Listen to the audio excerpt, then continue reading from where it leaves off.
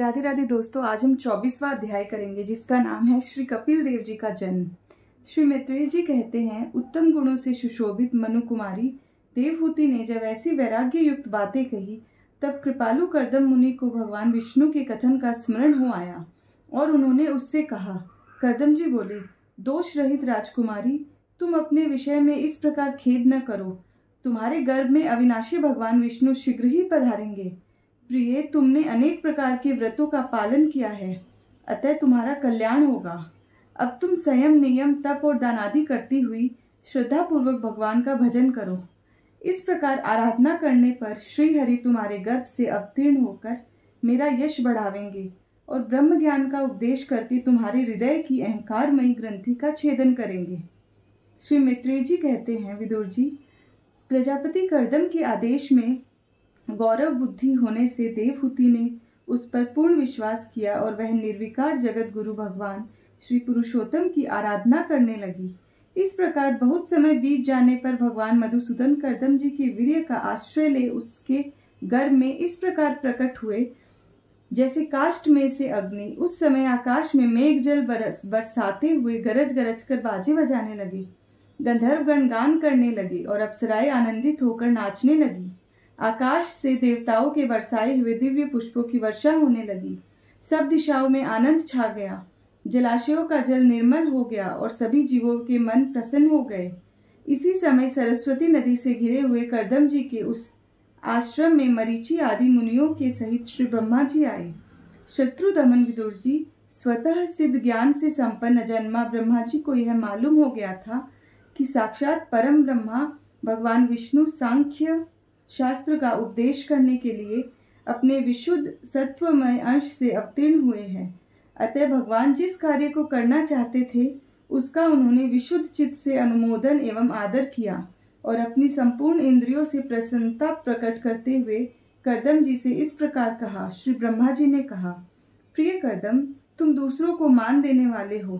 तुमने मेरा सम्मान करते हुए जो मेरी आज्ञा का पालन किया है, इससे तुम्हारे द्वारा निष्कपट भाव से मेरी पूजा संपन्न हुई है। पुत्रों को अपने पिता की सबसे बड़ी सेवा यही करनी चाहिए कि जो आज्ञा ऐसा कहकर आदर पूर्वक उनके आदेश को स्वीकार करे। बेटा, तुम सभ्य हो। तुम्हारी ये सुंदरी कन्याएं अपने वंशों द्वारा इस सृष्टि को अनेक प्रकार से बढ़ावेंगी। अब तुम इन मरीचि आदि मुनिवरों को इनके स्वभाव और रुचि के अनुसार अपनी कन्याएं समर्पित करो और संसार में अपना सुयश फैलाओ।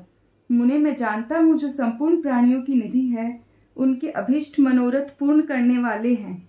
वे आदि पुरुष श्री नारायण ही अपने योग माया से कपिल के रूप में अवतीर्ण हुए हैं।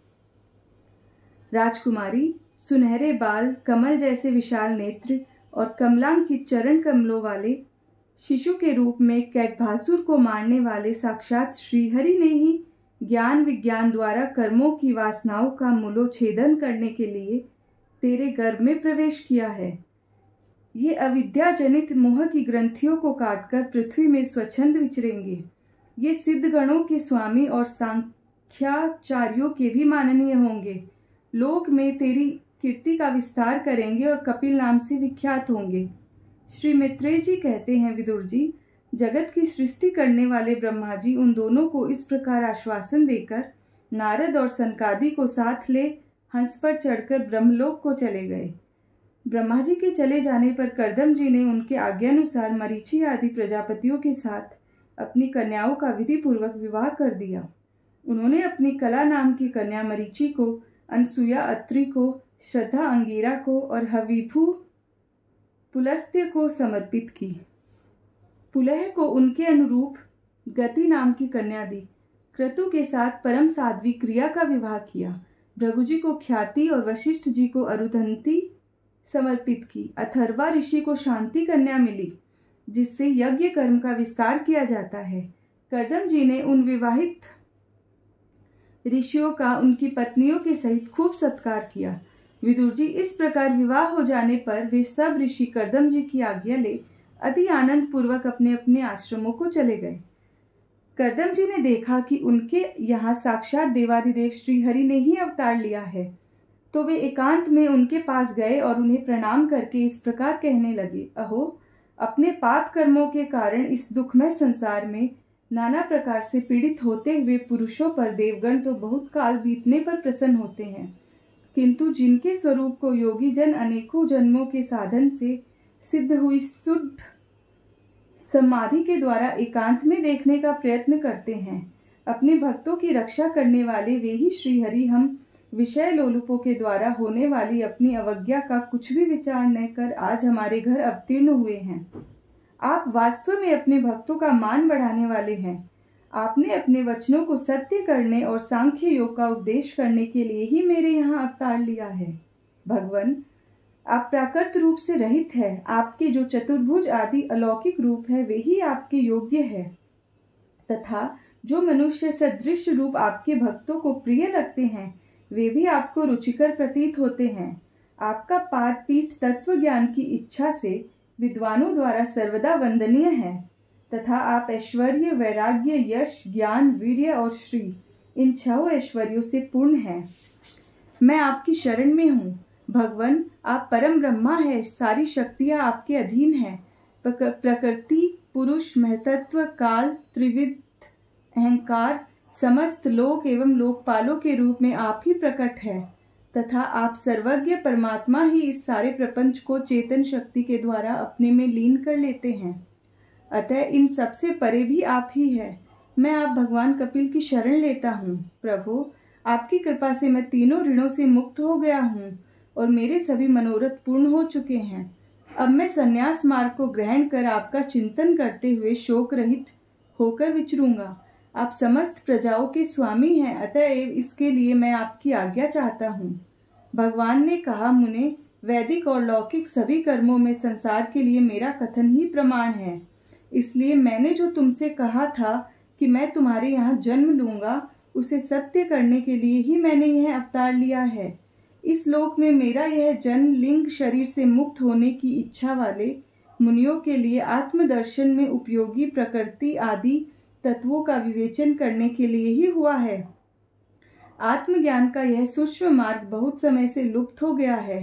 इसे फिर से प्रवर्तित करने के लिए ही मैंने यह शरीर ग्रहण किया है। ऐसा जानो मुने, मैं आज्ञा देता हूँ, तुम इच्छानुसार जाओ और अपने संपूर्ण कर्म मुझे अर्पण करते हुए दुर्जय मृत्यु को जीतकर मोक्ष पद प्राप्त करने के लिए मेरा भजन करो। मैं स्वयं प्रकाश और संपूर्ण जीवों के अंतःकरणों में रहने वाला परमात्मा ही हूँ। अतः जब तुम विशुद्ध बुद्धि के द्वारा अपने अंतःकरण में मेरा साक्षात्कार कर लोगे, तब सब प्रकार के शोकों से छूटकर निर्भय पद प्राप्त कर लोगे। माता देवहूति को भी मैं संपूर्ण कर्मों से छुड़ाने वाला आत्मज्ञान प्रदान करूंगा, जिससे यह संसार रूप भय से पार हो जाएगी। श्री मैत्रेय जी कहते हैं, भगवान कपिल के इस प्रकार कहने पर प्रजापति कर्दम जी की उनकी परिक्रमा कर प्रसन्नता पूर्वक वन को चले गए। वहां अहिंसामय संन्यास धर्म का पालन करते हुए वे एकमात्र श्री भगवान की शरण हो गए तथा अग्नि और आश्रम का त्याग करके निसंग भाव से पृथ्वी पर विचरने लगे। जो कार्य कारण से अतीत है, सत्वादी गुणों का प्रकाशक एवं निर्गुण है और अनन्य भक्ति से ही प्रत्यक्ष होता है, उस परम ब्रह्मा में उन्होंने अपना मन लगा दिया। वे अहंकार, ममता और सुख दुखादि द्वंद्वों से छूटकर समदर्शी हो सब में अपने आत्मा को ही देखने लगे। उनकी बुद्धि अंतर्मुख एवं शांत हो गई। उस समय धीर कर्दम जी शांत लहरों वाले समुद्र के समान जान पड़ने लगे। परम भक्ति भाव के द्वारा सर्वांतर्यामी सर्वज्ञ श्री वासुदेव में चित्त स्थिर हो जाने से वे सारे बंधनों से मुक्त हो गए। संपूर्ण भूतों में अपने आत्मा श्री भगवान को और संपूर्ण भूतों को आत्म स्वरूप श्री हरि में स्थित देखने लगे। इस प्रकार इच्छा और द्वेष से रहित, सर्वत्र समबुद्धि और भगवत भक्ति से संपन्न होकर श्री कर्दम जी ने भगवान का परम पद प्राप्त कर लिया। 25वां अध्याय, देवहूति का प्रश्न तथा भगवान कपिल द्वारा भक्ति योग की महिमा का वर्णन। शौनक जी ने पूछा, सूत जी, तत्वों की संख्या करने वाले भगवान कपिल साक्षात अजन्मा नारायण होकर भी लोगों को आत्मज्ञान का उपदेश करने के लिए अपनी माया से उत्पन्न हुए थे। मैंने भगवान के बहुत से चरित्र सुने हैं, तथापि इन योगी प्रवर पुरुष श्रेष्ठ कपिल जी की कीर्ति को सुनते सुनते मेरी इंद्रियां तृप्त नहीं होती। सर्वथा स्वतंत्र श्री हरि अपनी योग माया द्वारा भक्तों की इच्छा के अनुसार शरीर धारण करके जो जो लीलाएं करते हैं वे सभी कीर्तन करने योग्य है। अतः आप मुझे वे भी सुनाइए, मुझे उन्हें सुनने में बड़ी श्रद्धा है। सूत जी कहते हैं, मुने, आपकी ही भांति जब विदुर जी ने यह आत्मज्ञान विषयक प्रश्न किया तो श्री व्यास जी के सखा भगवान मैत्रेय जी प्रसन्न होकर इस प्रकार कहने लगे। मैत्रेय जी ने कहा, विदुर जी, पिता के वन में चले जाने पर भगवान कपिल जी माता का प्रिय करने की इच्छा से उस बिंदुसर तीर्थ में रहने लगे। एक दिन तत्व समूह के पारदर्शी भगवान कपिल कर्म कलाप से विरत हो आसन पर विराजमान थे। उस समय ब्रह्मा जी के वचनों का स्मरण करके देवहूति ने उनसे कहा। देवहूति बोली, भूमन प्रभु, इन दुष्ट इंद्रियों की विषय लालसा से मैं बहुत ऊब गई हूँ और इनकी इच्छा पूरी करते रहने से ही घोर अज्ञानांधकार में पड़ी हुई हूँ। अब आपकी कृपा से मेरी जन्म परंपरा समाप्त हो चुकी है। इसी से इस दुस्तर अज्ञानांधकार से पार लगाने के लिए सुंदर नेत्र रूप आप प्राप्त हुए हैं। आप संपूर्ण जीवों के स्वामी भगवान आदि पुरुष हैं तथा अज्ञानांधकार से अंधे पुरुषों के लिए नेत्र स्वरूप सूर्य की भांति उदित हुए हैं। देव, इन देह गेह आदि में जो मेरेपन का दुराग्रह होता है वह भी आपका ही कराया हुआ है। अतः अब आप मेरे इस महामोह को दूर कीजिए। आप अपने भक्तों के संसार रूप वृक्ष के लिए कुठार के समान हैं। मैं प्रकृति और पुरुष का ज्ञान प्राप्त करने की इच्छा से आप शरणागत वत्सल की शरण में आई हूँ। आप भागवत धर्म जानने वालों में सबसे श्रेष्ठ है। मैं आपको प्रणाम करती हूँ। मैत्रेय जी कहते हैं, इस प्रकार माता देवहूति ने अपनी जो अभिलाषा प्रकट की वह परम पवित्र और लोगों का मोक्ष मार्ग में अनुराग उत्पन्न करने वाली थी। उसे सुनकर आत्मज्ञ सत्पुरुषों की गति श्री कपिल जी उसकी मन ही मन प्रशंसा करने लगे और फिर मृदु मुस्कान से सुशोभित मुखारविंद से इस प्रकार कहने लगे। भगवान कपिल ने कहा, माता, यह मेरा निश्चय है कि अध्यात्म योग ही मनुष्यों के आंतरिक कल्याण का मुख्य साधन है, जहाँ दुख और सुख की सर्वथा निवृत्ति हो जाती है। साध्वी, सब अंगों से संपन्न उस योग का मैंने पहले नारदादि ऋषियों के सामने उनकी सुनने की इच्छा होने पर वर्णन किया था, वही अब मैं आपको सुनाता हूँ। इस जीव के बंधन और मोक्ष का कारण मन ही माना जाता है। विषयों में आसक्त होने पर वह बंधन का हेतु होता है और परमात्मा में अनुरक्त होने पर वही मोक्ष का कारण बन जाता है। जिस समय यह मन मैं और मेरेपन के कारण होने वाले काम, लोभ आदि विकारों से मुक्त एवं शुद्ध हो जाता है, उस समय वह दुख सुख से छूटकर सम अवस्था में आ जाता है। तब जीव अपने ज्ञान वैराग्य और भक्ति से युक्त हृदय में आत्मा को प्रकृति से परे एकमात्र भेद रहित स्वयं प्रकाश सूक्ष्म अखंड और उदासीन देखता है तथा प्रकृति को शक्तिहीन अनुभव करता है। योगियों के लिए भगवत प्राप्ति के निमित्त सर्वात्मा श्रीहरि के प्रति की हुई भक्ति के समान और कोई मंगलमय मार्ग नहीं है। विवेकी जन संग या आसक्ति को ही आत्मा का अच्छेद बंधन मानते हैं, किंतु वही संग या आसक्ति जब संतों महापुरुषों के प्रति हो जाती है तो मोक्ष का द्वार बन जाती है। जो लोग सहनशील, दयालु, समस्त देहधारियों के अकारण हेतु किसी के प्रति भी शत्रु भाव न रखने वाले, शांत, सरल स्वभाव और सत्पुरुषों का सम्मान करने वाले होते हैं, जो मुझ में अनन्य भाव से प्रेम करते हैं, मेरे लिए संपूर्ण कर्म तथा अपने सगे संबंधियों को भी त्याग देते हैं और मेरे परायण रहकर मेरी पवित्र कथाओं का श्रवण कीर्तन करते हैं तथा मुझ में ही चित्त लगाए रखते हैं, उन भक्तों को संसार के तरह तरह के ताप कोई कष्ट नहीं पहुंचाते। साध्वी, ऐसे ऐसे सर्व संग परित्यागी महापुरुष ही साधु होते हैं। तुम्हें उन्हीं के संग की इच्छा करनी चाहिए, क्योंकि वे आसक्ति से उत्पन्न सभी दोषों को हर लेने वाले हैं।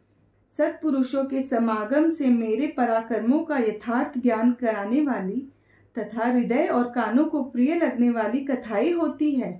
उनका सेवन करने से शीघ्र ही मोक्ष मार्ग में श्रद्धा, प्रेम और भक्ति का क्रमशः विकास होगा। फिर मेरी सृष्टि आदि लीलाओं का चिंतन करने से प्राप्त हुई भक्ति के द्वारा लौकिक एवं पारलौकिक सुखों से में वैराग्य हो जाने पर मनुष्य सावधानता पूर्वक योग के भक्ति प्रधान सरल उपायों से सम्माहित होकर मनोनिग्रह के लिए यत्न करेगा।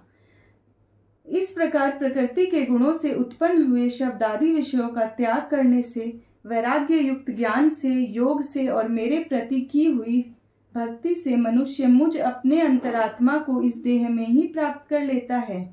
देवहूति ने कहा, भगवान, आपकी समुचित भक्ति का स्वरूप क्या है और मेरी जैसी अबलाओं के लिए कैसी भक्ति ठीक है, जिससे कि मैं सहज में ही आपके निर्वाण पद को प्राप्त कर सकूं।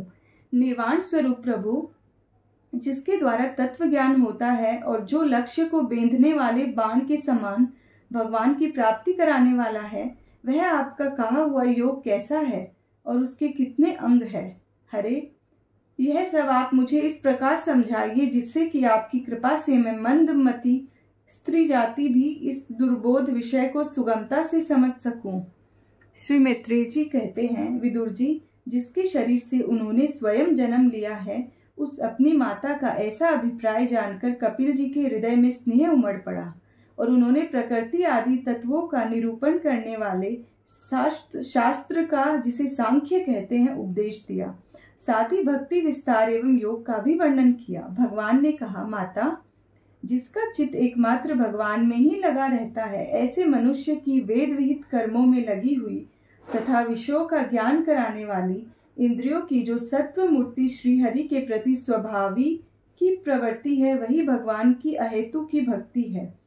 यह मुक्ति से भी बढ़कर है, क्योंकि जठरानल जिस प्रकार खाए हुए अन्न को पचाता है, उसी प्रकार यह भी कर्म संस्कारों के भंडार रूप लिंग शरीर को तत्काल भस्म कर देती है।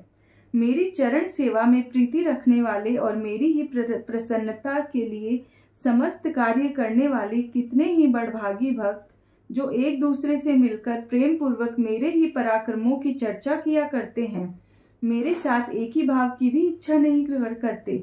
माँ, वे साधु जन अरुण नयन एवं मनोहर मुखारविंद से युक्त मेरे परम सुंदर और वरदायक दिव्य रूपों की झांकी करते हैं और उनके साथ सप्रेम संभाषण भी करते हैं, जिसके लिए बड़े बड़े तपस्वी भी लालायित रहते हैं।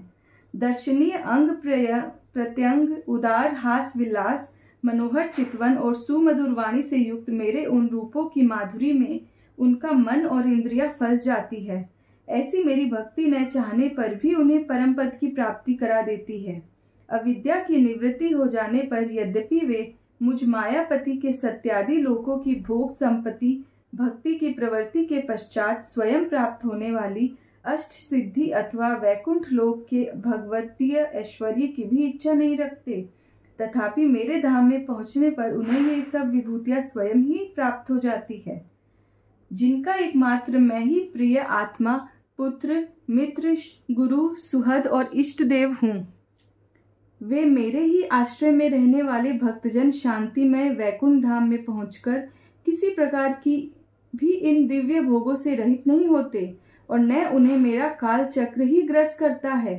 माताजी, जो लोग इहलोक, परलोक और इन दोनों लोकों में साथ जानने वाले वासना में लिंग देह को तथा शरीर से संबंध रखने वाले जो धन, पशु एवं ग्रह आदि पदार्थ है, उन सबको और अन्यान्य संग्रहों को भी छोड़कर अनन्य भक्ति से सब प्रकार मेरा ही भजन करते हैं, उन्हें मैं मृत्यु रूप संसार सागर से पार कर देता हूँ। मैं साक्षात भगवान हूँ, प्रकृति और पुरुष का भी प्रभु हूँ तथा समस्त प्राणियों का आत्मा हूँ। मैं मेरे सिवा और किसी का आश्रय लेने से मृत्यु रूप महाभय से छुटकारा नहीं मिल सकता। मेरे भय से यह वायु चलती है, मेरे भय से सूर्य तपता है, मेरे भय से इंद्र वर्षा करता है और अग्नि जलाती है तथा मेरे ही भय से मृत्यु अपने कार्य में प्रवृत्त होता है। योगी जन ज्ञान वैराग्य युक्त भक्ति योग के द्वारा शांति प्राप्त करने के लिए मेरे निर्भय चरण कमलों का आश्रय लेते हैं। संसार में मनुष्य के लिए सबसे बड़ी कल्याण प्राप्ति यही है कि उसका चित्त तीव्र भक्ति योग के द्वारा मुझ में ही लगकर स्थिर हो जाए। राधे राधे दोस्तों।